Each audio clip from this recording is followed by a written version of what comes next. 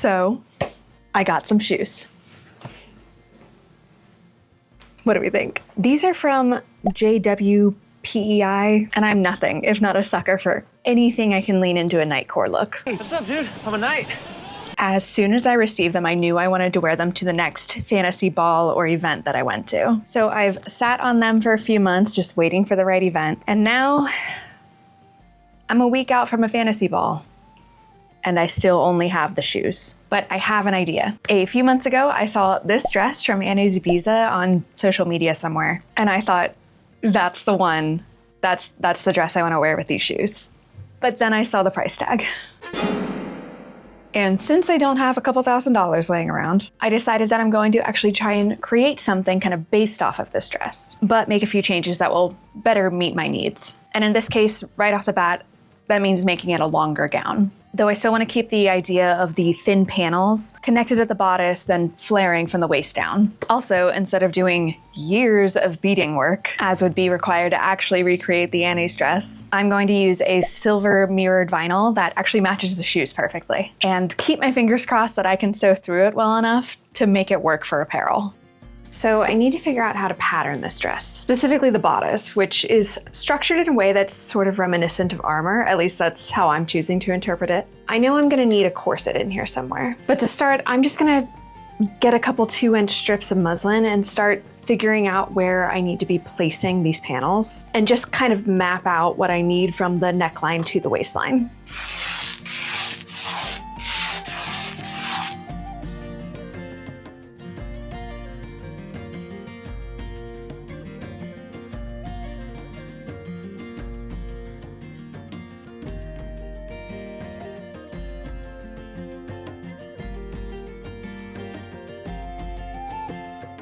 Okay, so I have half of the bodice mocked up and I've been thinking about it, and I think I can just kind of construct the lining in the same way and use that for more of the corseted details, like adding a waist tape at the waistline, adding the boning at the seam lines. Should be easy, right?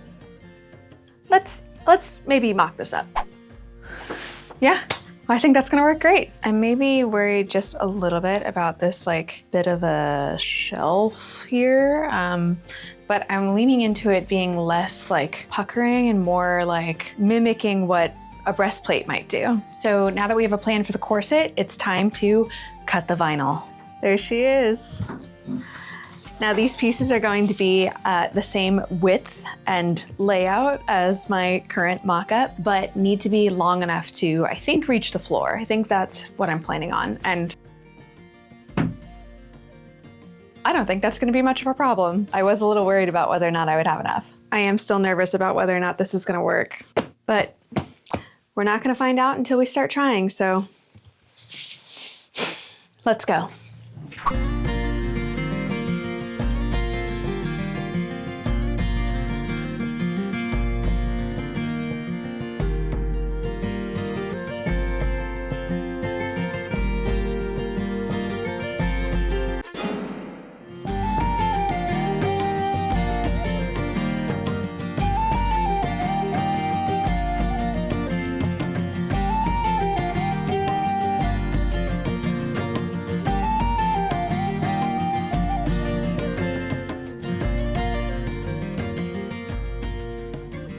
Let's hope this works.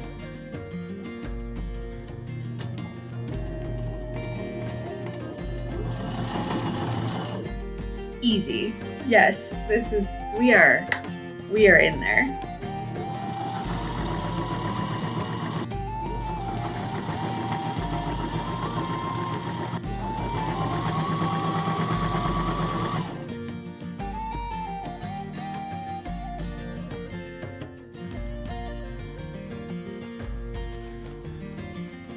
It's gonna work.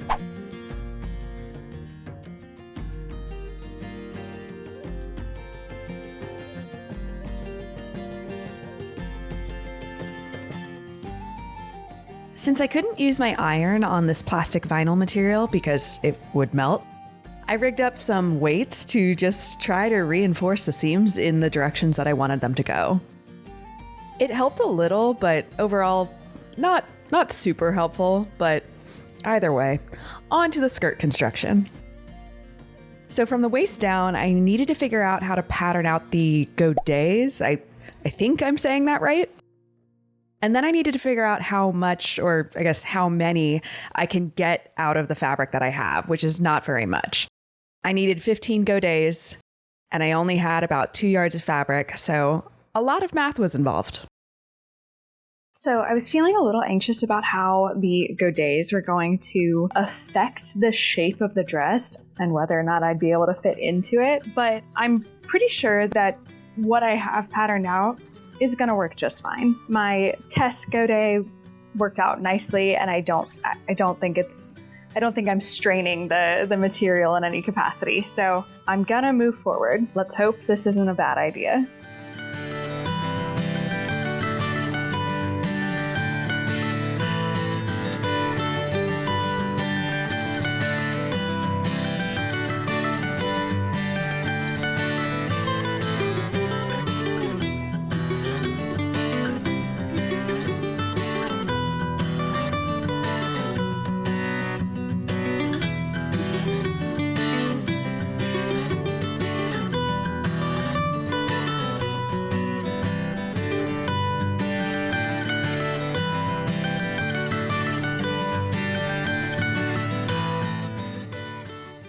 Okay, so while my production team has been working on flattening the seams, I've been busy cutting out all of the pieces I'm gonna need for the lining / what I'm going to attach all the corseting to. So now that I have these prepped and I've already attached the stabilizer, I'm ready to start sewing. I ordered some boning and I'm not going to receive that until tomorrow. So I think what I'm gonna do is just go ahead and sew the panels together, and I should have enough seam allowance to be using that as my boning channels. So by the time the boning gets here, I should be able to just kind of cut those pieces down to size and then slide those in and be good to go. Thank you for your help. From there, my intention is to attach the lining pieces along the sides and the top. You're too cute. For now, the lining is just going to cover the bodice corseted area. I'm really happy with the progress so far, and I think I am going to go ahead and finish the panels tonight, even though it's already getting kind of late, and just be ready to go once I have the boning in hand and keep chipping away. After tonight, I will have 2 more days to work on this, so fingers crossed I get it done in time.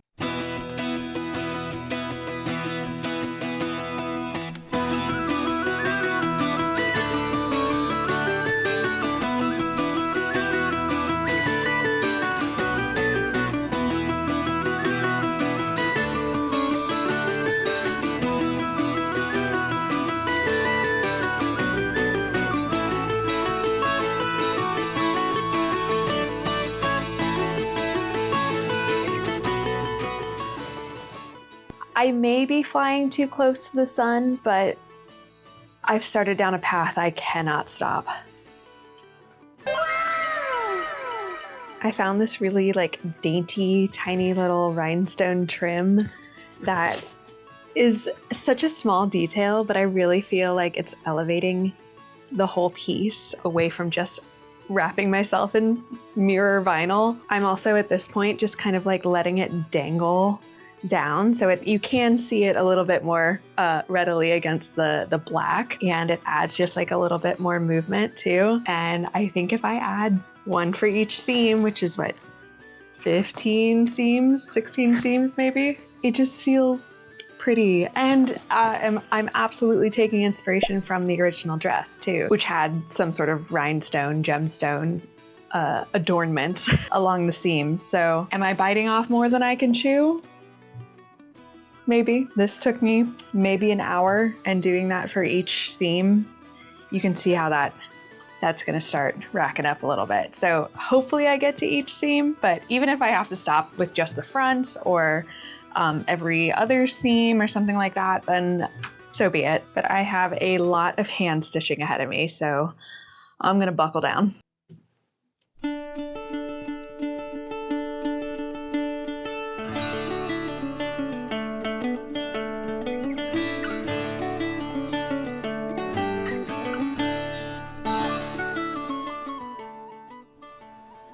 I originally planned to add a stitch in between each rhinestone in this trim, but I realized that it's so difficult to see that I just started skipping up to 10 rhinestones in between each stitch, which ended up working just fine, and it saved me so much time. I was able to get them all done.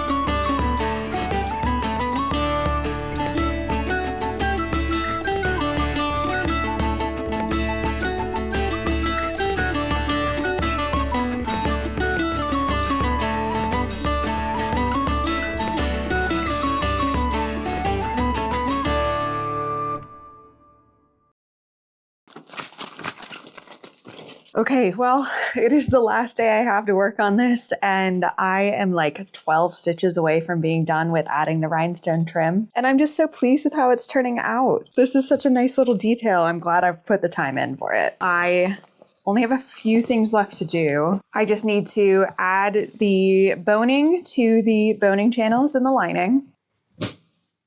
Sew the lining to the bodice of the dress. I'm a little nervous about navigating both the boning and the rhinestones while I'm sewing that top seam, so I may have to pull out my zipper presser foot just to help me avoid those. And since that'll be on the machine, I still need to add a zipper to the back of the skirt on the dress, and then add grommets to the back of the bodice of the dress. I also need to run out and get some paracord for the corset closure. Does anybody need anything while I'm out? And finally, to wrap it all up, I just need to hem the skirt. I think I'm going to be pulling this off. I think this is really bad for my inclination towards procrastination. All right, let's get a montage going. I'll see you at the Kingdom of Loudstone.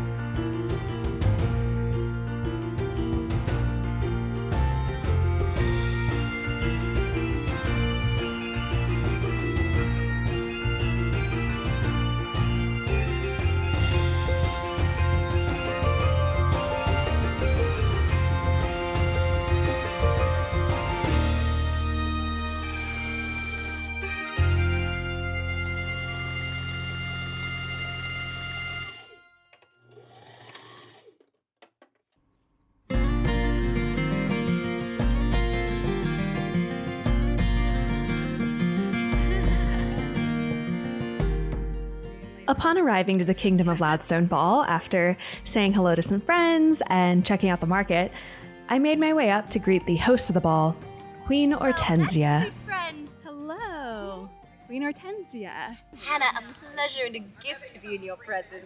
Pleasure to be here. Thank you for having us. Of course, I love opening my home, which now is also your home. This fantasy ball had a touch of performance and roleplay to it. I was part of the Banished Court, which was so fun, but I'd say the highlight of the event was the option to get a fantasy-inspired flash tattoo.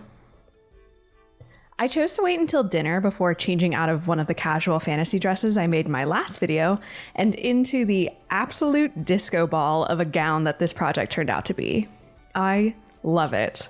I am so pleased with how this all came together, from the structure of the corseted bodice to the flare of the skirt and the secret weaponry that this dangly trim ended up being.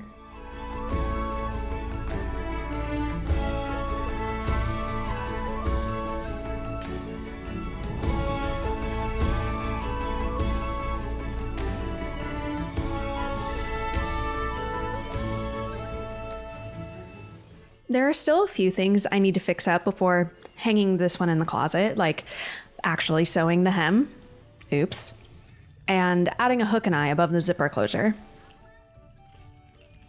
All in all, though, it is a genuinely comfortable dress, considering it is basically just plastic. Oh, your plastic really unpleasant. It is not pleasant.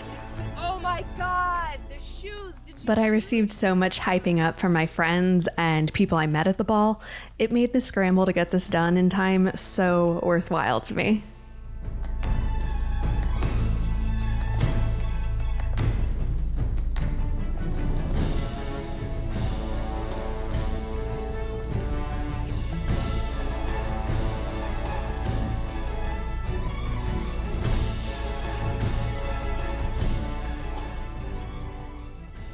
And if you were wondering, yes, I tend to be one of the first people on every dance floor.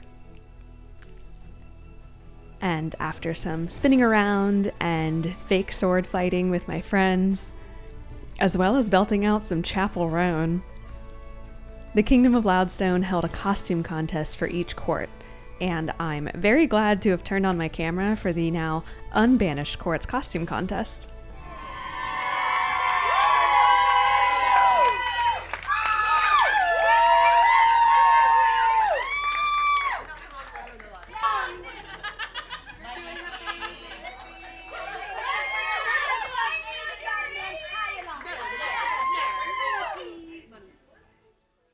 So Juliet, our unbanished representative, is going to go and crown our banished one.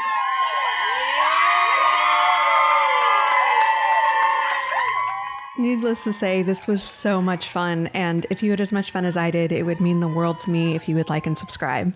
And if you do, I'll see you in 2 weeks for my next video. Take care.